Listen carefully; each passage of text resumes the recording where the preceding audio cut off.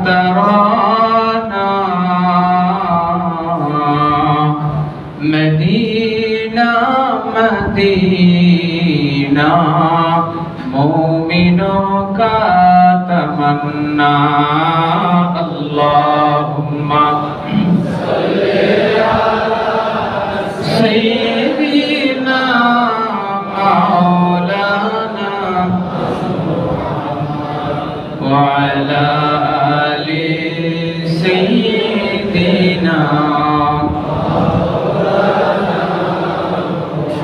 ला इलाहा इल्लल्लाह ला इलाहा इल्लल्लाह ला इलाहा इल्लल्लाह ला इलाहा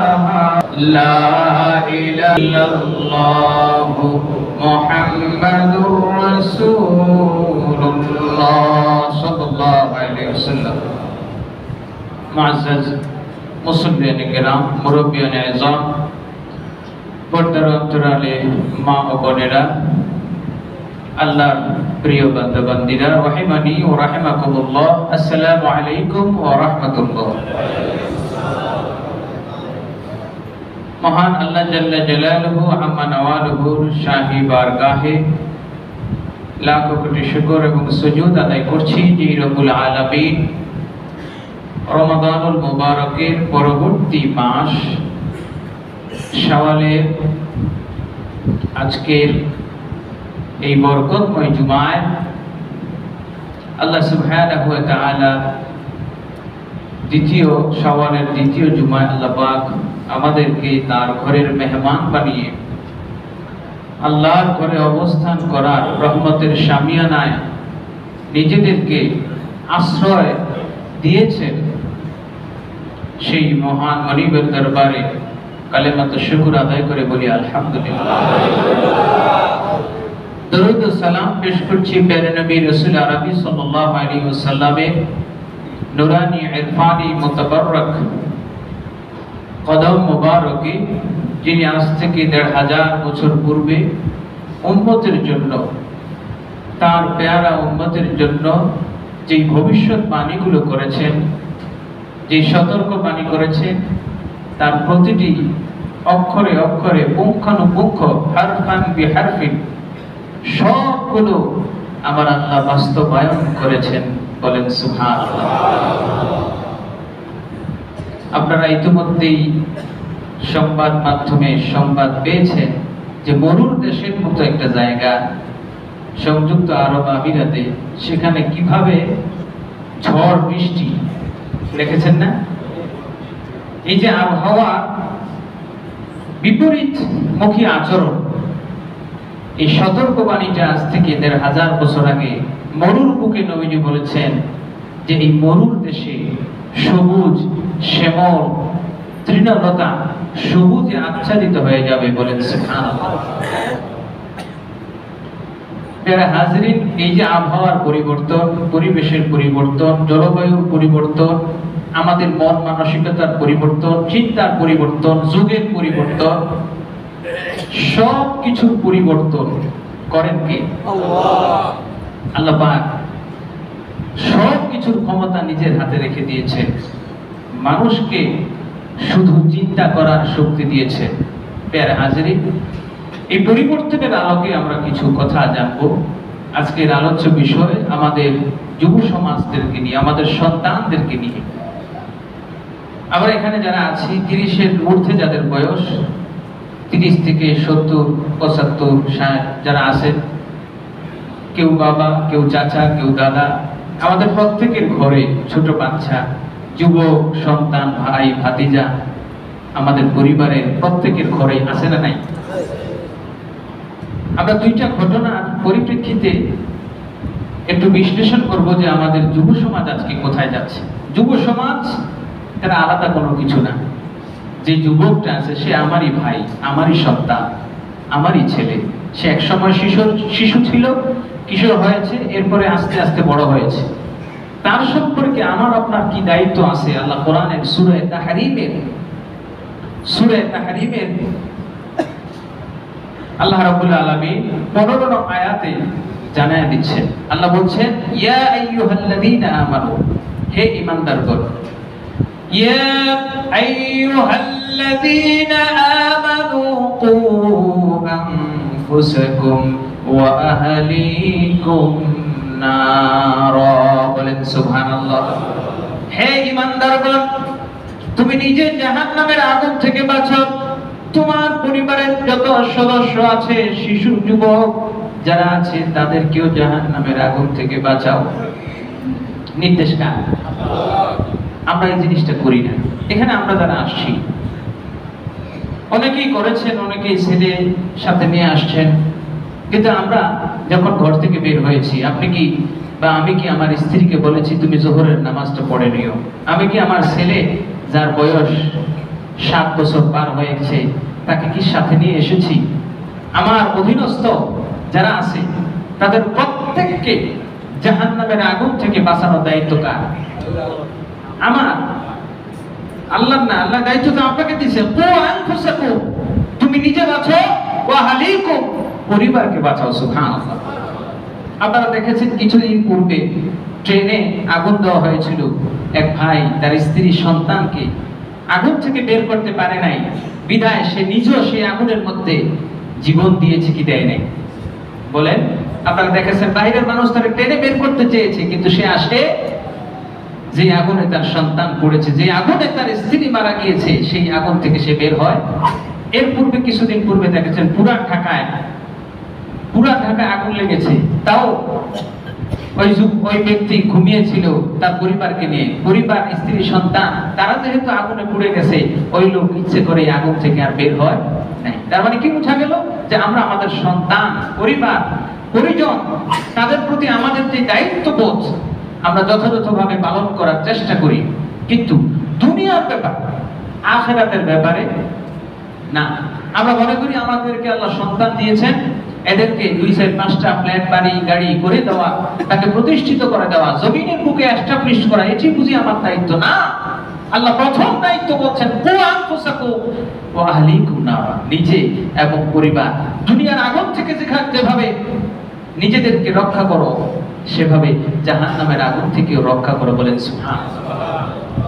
প্রিয় হাজিরিন, এই আয়াতের আলোকে আমরা আমাদের যুব সমাজ, আমাদের সন্তানদের প্রতি আমাদের দায়িত্ব, কর্তব্য কি আজকে জানার চেষ্টা করব। আল্লাহ আমাদের জানার, বুঝার, মানার, তদানুযায়ী আমল করার তৌফিক দান করুন, বলুন আমিন।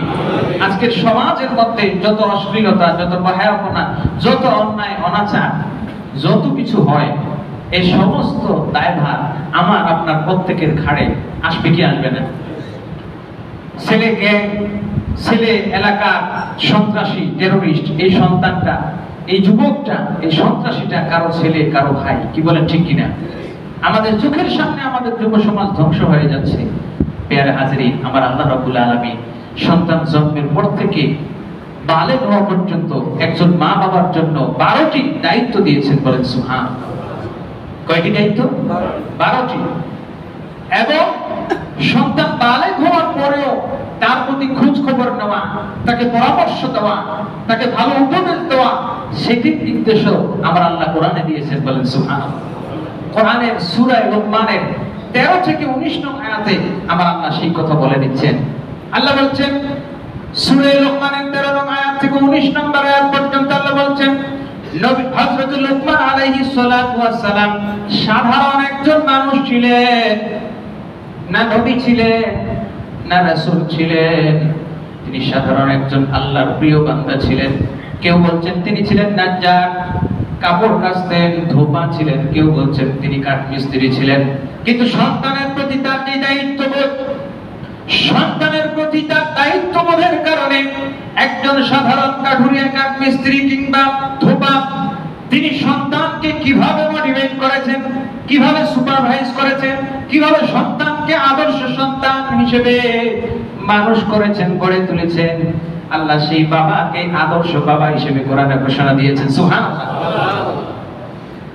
আপনি হোক ধোপা, আপনি হোক কাঠমিস্ত্রি, আপনি হোক ছোট একটা কাজ করেন, ছোট পেশা, কিন্তু আপনি যদি আদর্শ পিতা হতে পারেন, সমাজে সবার মুখে আমার আল্লাহর কাছে আপনার দাম সবচেয়ে বেশি।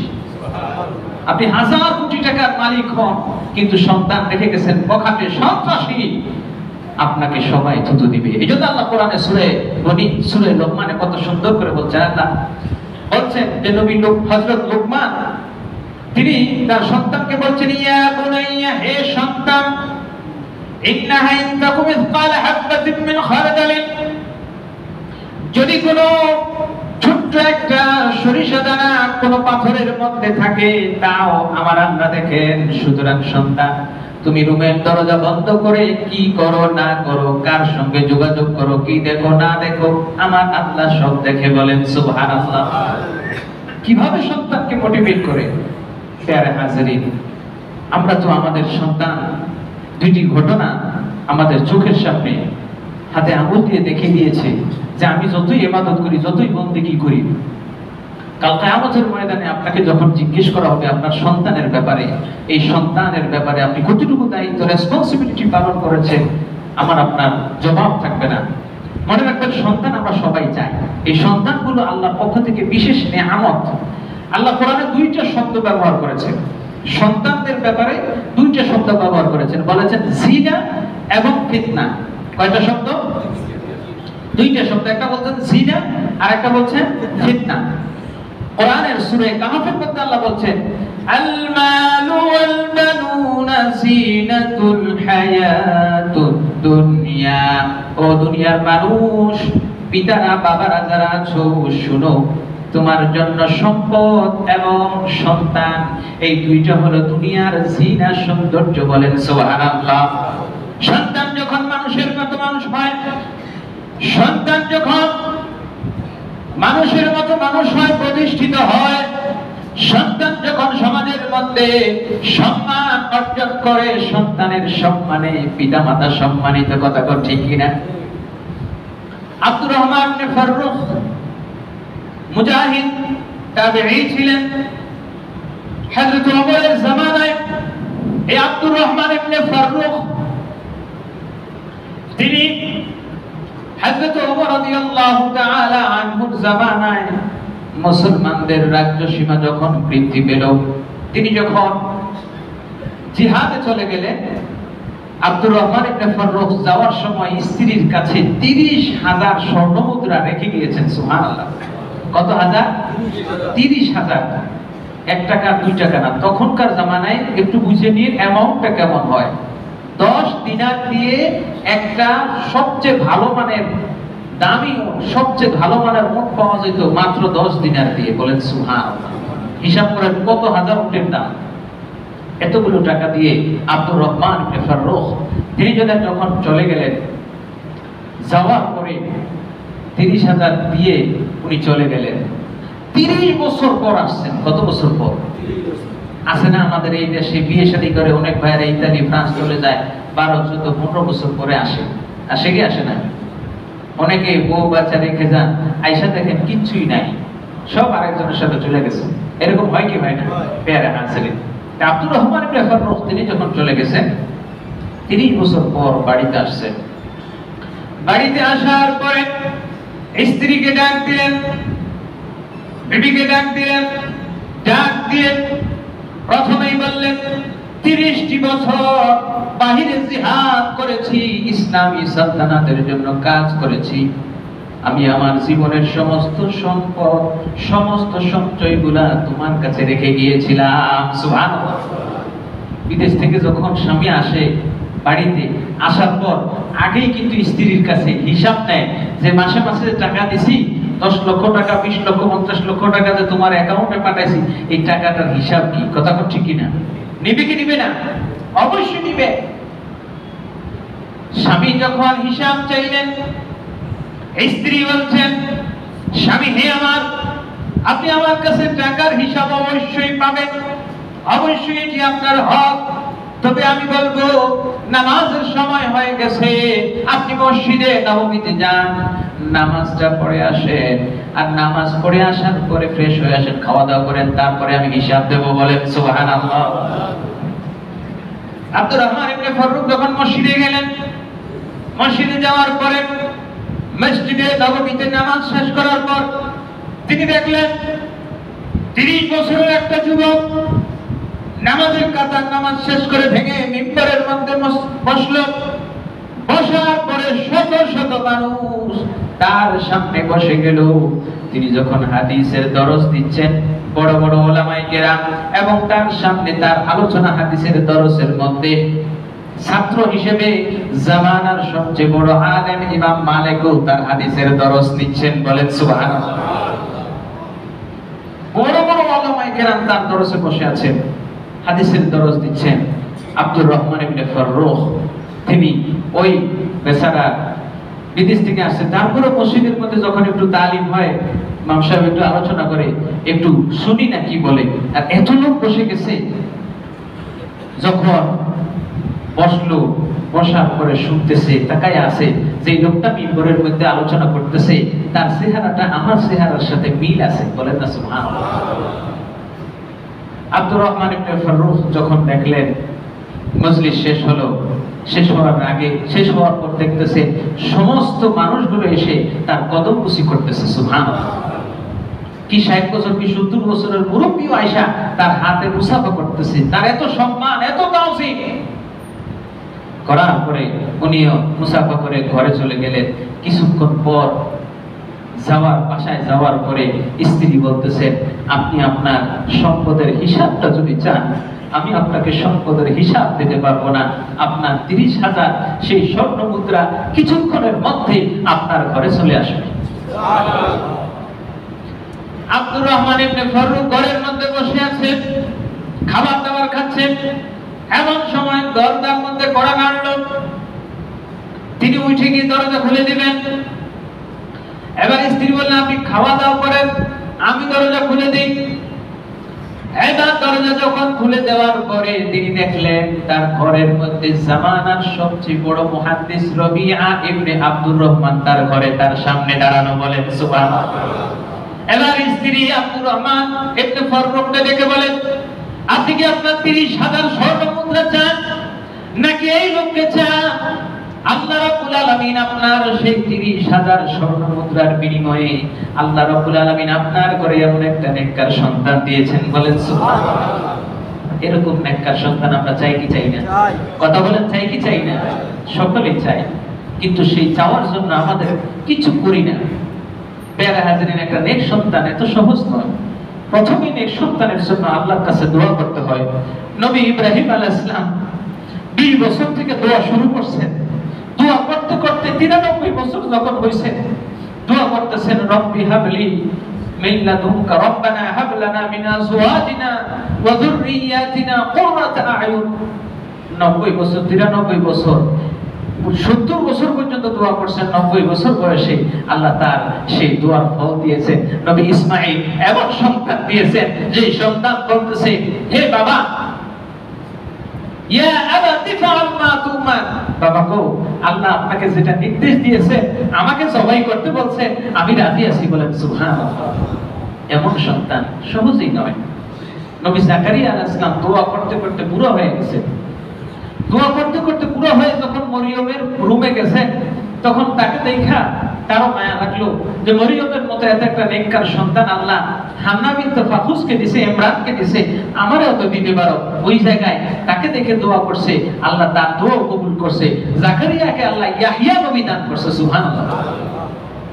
এত সহজ হয় না, দোয়া করতে হবে। প্রথমেই নেক সন্তানের জন্য দোয়া করতে হবে।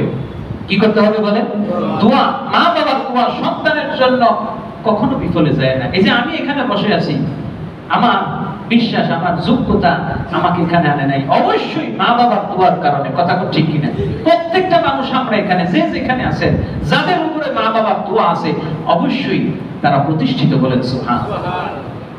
প্যারা হাজিরিন, তো এই জন্য আল্লাহ রাব্বুল আলামিন নেক সন্তানকে কিভাবে লালন পালন করবে আপনাকে আল্লাহ বলে দিয়েছেন, ও আনফুসাকুম ওয়া আহলিকুম নারা, তুমি নিজে জাহান্নামের আগুন থেকে বাঁচো এবং নিজের পরিবারকেও বাঁচাও।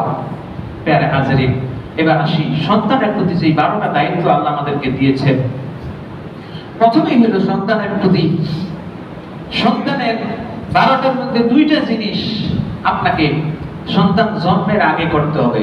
একটা হচ্ছে দোয়া, আরেকটা হচ্ছে নেককার স্ত্রী। কি স্ত্রী? কথা বলেন, নেককার স্ত্রী। আপনি ঘরের মধ্যে সুন্দরী রূপসী সিনেমার নায়িকা নিয়ে আসলেন, অর্থ কি? আচ্ছা বলেন, তার থেকে আপনি কি আশা করেন? যে ডুগডুগি বাজায়। প্যার হাজিরিন, যে দুইটা ঘটনা মাঝে দিয়ে ভুলে যাচ্ছি, সেই দুইটা ঘটনার আলোকে এই বিষয়টি বলা। প্রথম ঘটনাটা হচ্ছে, আপনারা সংবাদ মাধ্যমে দেখেছেন, গাজীপুরের কালীগঞ্জে একজন বৃদ্ধ বাবা তার ছেলেকে রমজানের মধ্যে বুঝি শেষের দিকে কুড়াল দিয়ে কোপায়া মারছে, মনে আছে কি নাই? এই একটা ঘটনা। কতটুকু কষ্ট হলে, কতটুকু পর্যায়ে গেলে যেই সন্তানটাকে 20-22 বছর ধরে নিজের কষ্টের টাকা খাওয়ায় লালন পালন করলাম, সেই সন্তানকে আবার হত্যা করতে হয়। এটা কি সাধারণ কথা? বলেন, একটু বলেন, এটা সাধারণ কথা? সেই বাবার কলিজায় কতটুকু আঘাত লাগলে তিনি দা কুড়াল ওই সন্তানের গলায় ও মাথায় দিতে পারেন? ঠিক আরেকটি ঘটনা হচ্ছে, সেটা হলো গত 29শে ফেব্রুয়ারি বেইলি রোডে যে আগুন লেগেছে, সেই আগুনের মধ্যে একটা মেয়ে, অবিশ্রুতি শাস্ত্রী। এই মেয়েটা বিষয়টা হলো যে সে যখন মারা গেছে, হিন্দু মন্দির থেকে, আপনার পুরান ঢাকার মন্দির থেকে বলতেছে এই মেয়েটা হিন্দু। দীর্ঘ লম্বা ঘটনা, অথচ বাবা, কুষ্টিয়া তার বাড়ি, বাবা বলতেছে যে এই মেয়েটা, আমি মুসলমান, আমার মেয়ে মুসলমান। বিষয়টা হলো, মেয়েটা ইডেন কলেজে পড়তো, পড়াকালীন সময়ে বাই দ্য ওয়ে সে হিন্দু হয়ে গেছে। বলবেন না নাউজুবিল্লাহ? কি হয়ে গেছে? হিন্দু হয়ে গেছে। বাপ মা মুসলমান, হিন্দু পরিচয় দিত, সাংবাদিকতা করত।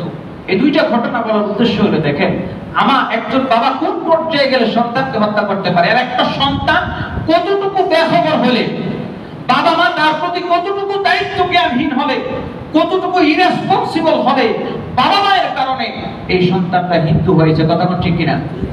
আমার রাসূল বলেন, কুল্লু মাউলুদিন ইউলাদু আলাল ফিতরা, প্রত্যেকটা সন্তান ফিতরাতের উপরে জন্মগ্রহণ করে। আমার আল্লাহ প্রত্যেকটা সন্তানকে ঈমান দিয়ে, কোরআন দিয়ে, হাদিস দিয়ে, ফিতরত দিয়ে, আল্লাহর গোলাম বানায়া, মুমিন বানায়া, ঈমানদার বানায়া প্রত্যেকটা সন্তানকে দুনিয়াতে প্রেরণ করেন। বলেন সুবহানাল্লাহ। আল্লাহ আপনাকে একটা সুন্দর জিনিস দিয়েছেন, মাটির পুতুল দিয়েছেন, আপনি সেটাকে বানাইছেন সন্ত্রাসী। আপনি আমি সেটাকে বানাই গ্যাং, আপনি আমি সেটাকে বানাই নর্তকী। কথা আমার ঠিক কিনা? আমার ভাইরা, এর জন্য আমরা সবাই দায়ী। আমার সন্তান, অনেকে বলি যে কথা শুনে না, না শুনবে না কেন? এখন অবস্থা, সিচুয়েশনটা এমন যে আমি সন্তান জন্ম দেই নাই, মনে হয় যেন সে আমাকে জন্ম দিছে। এভাবে সন্তানগুলো আমার আপনার কাছে দাবি করে, আবদার করে, টাকা চায়, মদ খাবে, গাঁজা খাবে, বাবা খাবে, আছে না নাই? পেয়ারে হাজিরিন, এর আলোকে প্রথম জন্মের শুরুতে দুইটা, প্রথম হলো নেককার স্ত্রী দিবেন। একটা সন্তান, ভালো সন্তান পাইতে হলে নেক স্ত্রী লাগবে। কারণ আমার আল্লাহ কোরআনে জানায় দিচ্ছেন, নিসাউকুম হারসুল লাকুম, নিসাউকুম হারসুল লাকুম ফাআতু হারসাকুম আন্না শি'তুম। নিসাউকুম, তোমাদের স্ত্রীগণ হলো তোমাদের জন্য শস্যক্ষেত্র স্বরূপ। কি স্বরূপ? শস্যক্ষেত্র। এবার আমরা ছোটবেলায় অনেকে কৃষি কাজ করেছি। বলেন তো, পাথরের মধ্যে যদি আপনি 20-50 বছর ফেলায় রাখেন, এই বীজ থেকে কখনো ধান, লাউর বীজ ফেলায় রাখলে লাউ হবে? হবে। কিন্তু একটু উর্বর জমিতে যদি পড়ে, তাহলে ওই জায়গা থেকে অবশ্যই বীজ থেকে গাছ অঙ্কুরিত হবে। আবার অঙ্কুরিত হইলে আপনি এটাকে চতুর্দিকে পরিচর্যা করলেন না, পানি দিলেন না, বেড়া দিলেন না, এটা সংরক্ষণ করলেন না, পরিচর্যা করলেন না, ছাগলে খায় ফেলেছে। আপনি কি এর থেকে আশা করতে পারেন ফল? কখনোই নয়। এই জন্য আল্লাহ বলছেন, নিসাউকুম হারসুল লাকুম। ও দুনিয়ার মানুষেরা, কত সুন্দর উদাহরণ মানুষদেরকে আল্লাহ দিচ্ছেন। তোমাদের বিবিরা হচ্ছে শস্য ক্ষেতের মতো। শস্য ক্ষেত থেকে যদি ফল পেতে চাও, তাহলে আগে ভালো ক্ষেত, ভালো উর্বর জমি নির্বাচন করো। উর্বর জমিনে যখন তুমি ভালো বীজ দিবা, সেখান থেকে গাছ অঙ্কুরিত হইলেই গাছ ছেড়ে দিলা না, এটাকে সার দিতে হবে, পানি দিতে হবে, পরিচর্যা করতে হবে, ছাগলে না খায়, এর জন্য চতুর্দিক দিয়ে বাউন্ডারি দিতে হবে। এরপরে পরিচর্যা করতে করতে যখন বড় হবে, ফুল দিবে, ফল দিবে, এই গাছ থেকে দামি দামি আপেল খাবা, আঙ্গুর খাবা, ফল খাইতে পারবা। কথা ঠিক কিনা? ঠিক তদ্রুপ আমাদের সন্তানগুলো এরকম। আল্লাহ রাব্বুল আলামিন বলছিলাম, আল্লাহ প্রথম বলছেন আল মাল ওয়াল বানুনা জিনাতুল হায়াতুদ দুনিয়া, সন্তানগুলো হচ্ছে দুনিয়ার সৌন্দর্য একটা আয়াতে। অন্য আয়াতে বলছেন ইন্নামা আমওয়ালুকুম ওয়া আওলাদুকুম ফিতনা, নিশ্চয়ই তোমাদের সম্পদ এবং সন্তান এই দুইটা হলো ফিতনা। একবার বলছেন জিনা, আরেকবার বলছেন ফিতনা। জিনাতুন মানে হলো সৌন্দর্য, ফিতনাতুন মানে হলো বিপর্যয়, শঙ্কা, পরীক্ষা। কথাটা বুঝতে পারছেন? অর্থাৎ সম্পদ কখনো কারোর জন্য পরীক্ষা হয়, সম্পদ দিয়ে মদ গাঁজা খায়া সমস্ত সম্পদ দিয়ে গুনাহ কামায়, আছে না নাই? আবার কেউ সম্পদ দিয়া হজ করে, দান করে, যাকাত দেয়, মসজিদ করে, মাদ্রাসা করে, আছে না নাই? কারোর জন্য ফিতনা, কারোর জন্য জিনা। কেউ সম্পদ দিয়ে বড় বড় চোর ডাকাত হয়, ডাকাত পালে, আর কেউ সম্পদ দিয়ে বড় বড় এতিমখানা চালায়, আছে না নাই? দুইটা উদাহরণই। আর আরেকটা হচ্ছে সন্তান। এই সন্তানটা আপনার জন্য ফিতনা। ঐশীর মতো সন্তান যদি আপনি লালন করেন, পালন করেন, তাহলে ওই পুলিশ অফিসারের মতো আপনার জন্য ফিতনা। আর আব্দুর রহমান ইবনে ফাররুখের মতো আপনি যদি সন্তান লালন করেন, তাহলে আপনার সন্তানটা হবে জিনা। যেভাবে রবিআ ইবনে আব্দুর রহমান এমন একজন মুহাদ্দিস হয়েছেন, ইমাম মালিকের মতো মুহাদ্দিস তার ছাত্র ছিল, বলেন সুবহানাল্লাহ। যাদের সন্তান আছে, এই সন্তানগুলো যেন নেককার দিনদার হয়ে যায়, সকলে বলি আমিন। আফসোসের সাথে বলতে হয়, দুঃখের সাথে বলতে হয়, আমাদের এগুলো রয়েশ হয়ে গেছে, আমাদের এগুলো রয়েশ হয়ে গেছে। আপনার ছেলেটা মোটরসাইকেলে আরেকজনের মেয়ে নিয়ে যায়, আপনার মেয়েটা আরেকজনের ছেলের পেছনে উঠে যায়, আপনার একটু গায়ে বাজে না। বাচ্চা মানুষ, পোলাবেন মানুষ। এই যে আপনি কতটুকু দায়িত্ব পালন করলেন পিতা হিসেবে, এই আপনার আমার ব্যাপারে, এই ধরনের পিতার ব্যাপারে বলা হচ্ছে আদ-দায়ুসু লা ইয়াদখুলুল জান্নাহ। দায়ুস মানে কি মহিলা? না, দায়ুস মানে মহিলা নয়। আদ-দায়ুসু আর-রাজুলুল্লাযী লা ইউহফিজু ইমরাআতাহ।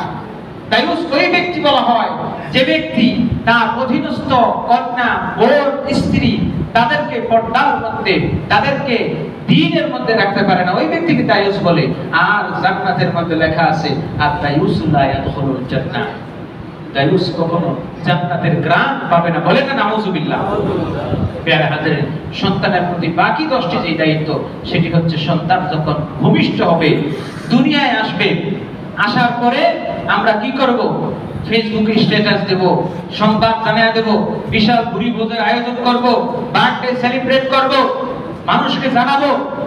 এটা না, প্রথমে সন্তান ভূমিষ্ঠ হওয়ার পর নিয়ম হচ্ছে, রাসূলের সুন্নাহ হচ্ছে, সন্তানের জন্য আপনি ডান কানে আযান দিবেন, বাম কানে ইকামত দিবেন, বলেন সুবহানাল্লাহ। আল্লাহ রাসূল সাল্লাল্লাহু আলাইহি ওয়াসাল্লাম, বুখারী মুসলিমের হাদিস, হাসান হুসাইন রাদিয়াল্লাহু তাআলা আনহুমা তাদের জন্মের পর ডান কানে আযান দিয়েছেন, বাম কানে ইকামত দিয়েছেন।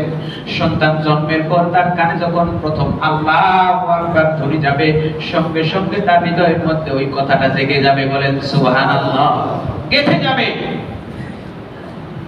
আমরা এই সুযোগটা পাই না। সন্তান জন্মের পর কোলে নিয়ে মামা, চাচা, খালু সবাই হাসি খুশি আযান দেওয়ার কোনো খবর নাই। অনেক সময় তো হুজুরও পাওয়া যায় না, নিজে যে একটু আযান দেব সেটাও পারি না। প্যারা হাজারিন, যাদেরকে সন্তান আল্লাহ দিয়েছেন তারা এই কাজটি অবশ্যই করবেন। আল্লাহ সুবহানাহু ওয়া তাআলা আমাদেরকে আমল করার তৌফিক দান করুন, বলুন আমিন। প্রথমে গেল আযান, 2 নাম্বার হলো, প্রথম 2টা গেল, এরপরে 10টা বলতেছি। এরপরে হচ্ছে তাহনিক করা। তার মুখের মধ্যে কি দিবেন? বিড়ি ধরা দিবেন। হ্যাঁ, আমরা যেটা করি, আমি বিড়ি খাই, অর্থাৎ বাবা বিড়ি খায়, ছেলেকে দিয়ে বিড়ি আনাই। আচ্ছা বলেন, যে ছেলেটাকে দিয়ে আপনি বিড়ি আনাইলেন, সে তো একটু তার মনে চাইবে, দেখি না বাবা যে টান দেয়, এই টানের মধ্যে কি সুখ টান আছে। কথা বল ঠিক কিনা? কথা কি বুঝছেন? এমনও ফ্যামিলি আছে ঢাকা শহরে, বোতলে বোতলে ঘরের মধ্যে আমাদের অনেকের ফ্রিজে মাছ, গোশত, সবজি সাজানো থাকে, আর তাদের আলাদা ফ্রিজ থাকে বোতল রাখা, আছে না নাই? আছে না নাই? প্যারা হাজরিন, তাইলে আমাকে কি করতে হবে? সন্তান জন্মের পর প্রথমে তার মুখে, তার কানে কি দিবেন, তার মুখে কি দিবেন, প্রত্যেকটা হাদিসের মধ্যে বলে দেওয়া আছে, বলেন না সুবহানাল্লাহ।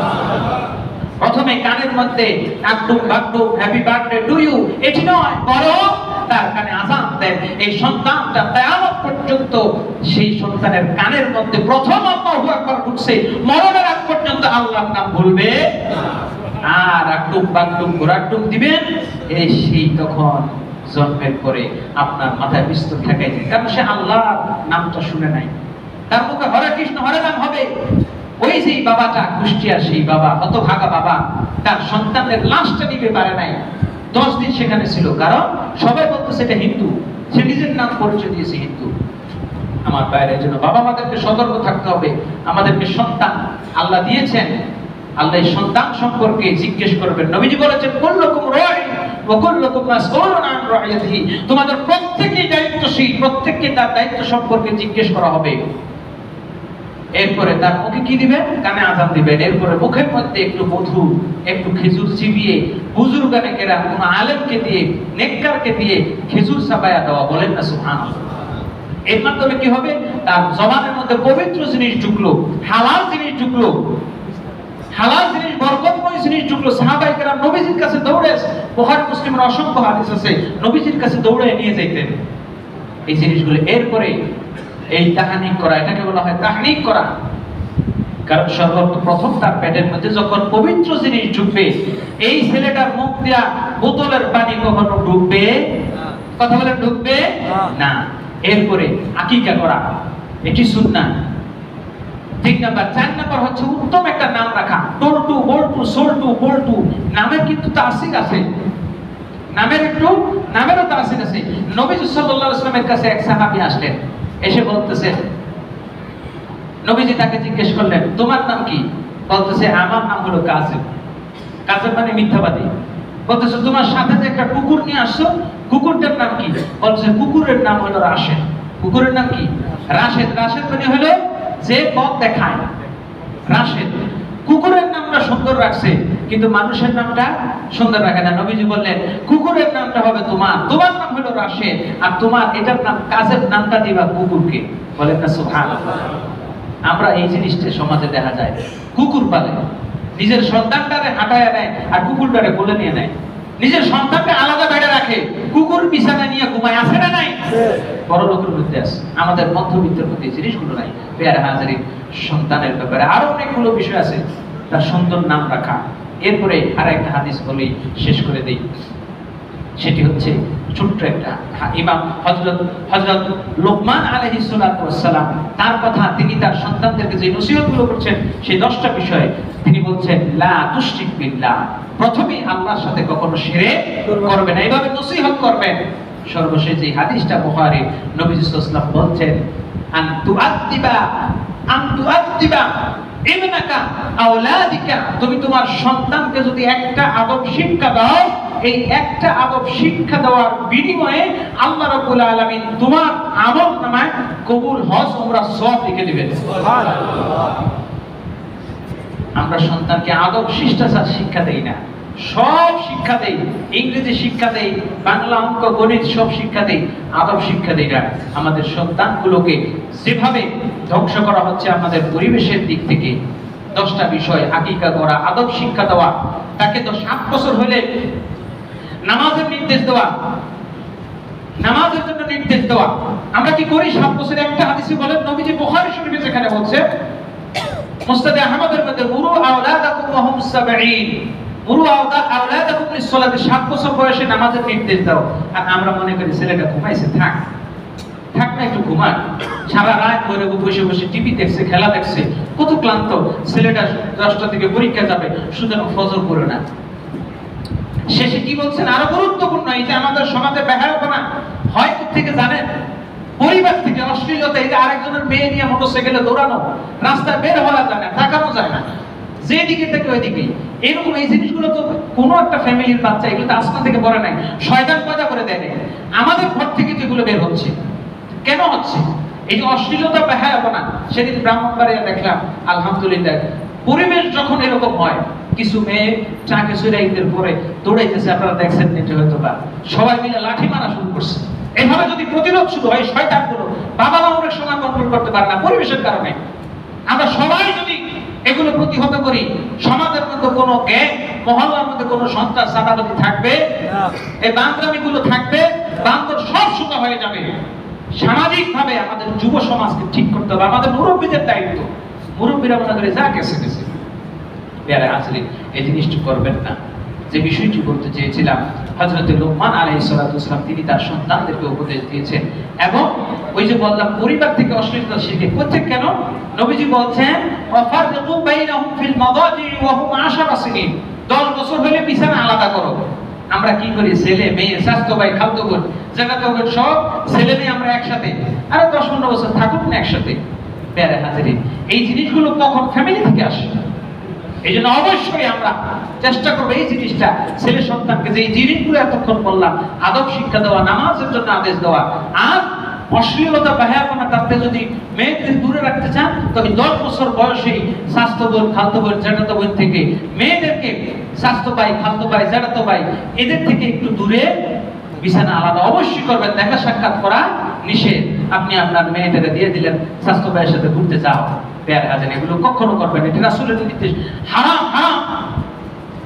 পেয়ারে হাজরিন, এই আমলগুলো যদি করতে পারি, অন্তত পক্ষে যে বিষয়গুলো বললাম, আদব শিক্ষা দেওয়া, সুন্দর নাম রাখা, নামাজের জন্য নির্দেশ দেওয়া, আর পরিবেশটা অন্তত আমলের জন্য করে দেওয়া, এই জিনিসগুলোর মাধ্যমে আমরা আমাদের সন্তানদেরকে দিনদার নেককার বানানোর চেষ্টা করবো। আল্লাহ কবুল করুন, বলুন আমিন।